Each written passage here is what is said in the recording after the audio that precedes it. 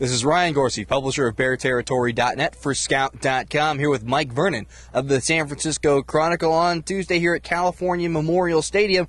And it's a bye-week edition of 3 and Out. Not a whole lot coming this week, obviously, but we can look back at Sacramento State and take a bit of a look ahead to Arizona. The first thing I think I want to talk about today is the running game. Cal ran for 253 yards. The most yards they ran in a single game last year was 199. Cal had a few big runs, including a 50-yarder by Daniel Lasco and a 30-yarder that was called back. What did you see out of the running game, Mike? Well, it was the first time all season it's looked good. I mean, it's only been 2 games. Lasco was... All season. Right. It's the first time it's looked good, I think, for a while, though, or since Sonny's been here. And so I think you've got Lasco. He had a really good game, couple big runs. I question how much of that is because of an athleticism gap that was clear between Sacramento State. And I think... I worry about Khalfani Muhammad. He hasn't looked very good yet this year. He's got a ton of speed. He should have been able to run all over those guys, and you really didn't see that. So it took a step in the right direction, but there's still some giant questions. That's a big question mark with the offense because certainly not the passing game. Yeah, the passing game, Jared Goff today said, I shouldn't have had a single incompletion. Yeah. And really, you look at it, he had about 3 drops and 2 that were just a little bit off. And there were 4 drops and one that was a throwaway. So really, he should not have had an incompletion. He said he had about 2 of those perfect games in high school. Only was in the first half. And I, of course, joked, well, you were kind of only in on the first half.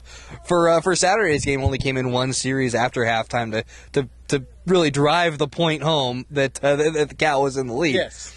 But, again, looking ahead a little bit to Arizona, the Wildcats have the second-ranked rushing attack with over 500 rushing yards heading into next week's. They're really heading into this week's contest for them. And Cal certainly has to pay attention to that going forward because they haven't really gotten a true defensive test yet.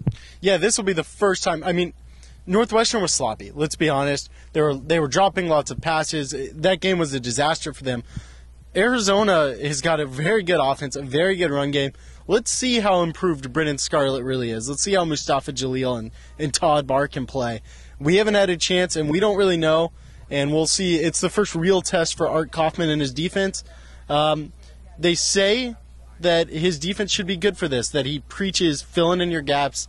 That should stop any rushing attack, but that's way easier said than done. And that's what Todd Barr said, and he said kind of almost sheepishly that he did exactly what defensive line coach Fred Tate told him to do as far as just staying on the line and filling his gaps, and that's how he got that big sack to open the game. And I said, so did you go up to him and ask him, hey, coach, see, I did what you did? He's like, no, I stayed away because Fred Tate, knowing Fred Tate, he goes, I told you so. I told you to do it, and you didn't. Look what happened. And he got a sack. The last thing we really want to get into today, Griffin Pyatt, really, and we talked about him in our game breakdown and our instant reaction after the game on Saturday, and I want to talk about him a little more today. A former wide receiver who had a big knee injury just over a year ago in fall camp, came back and reinvented himself as a safety and then had his second pick in 2 games. Really, as a guy who's now seen 2 years of Griffin Pyatt, it's really impressive to see the kind of development that he's made. Mike, you've only been here for a few weeks. What have you seen out of Griffin Pyatt? Yeah, I mean, he has shocked me. A nice little defensive story coming out this year. Sonny Dykes raved about him today after practice. I mean, he really, really complimented him. He said last year he would have played at receiver. And I think, with the depth out here that these receivers have, I think that really speaks to his athleticism. And that's why we're seeing him make some plays that safeties don't make, those kind of interceptions, those diving grabs. Well, this guy's a receiver, and he could have played at receiver. And so I think this is a natural result of that, in that athleticism.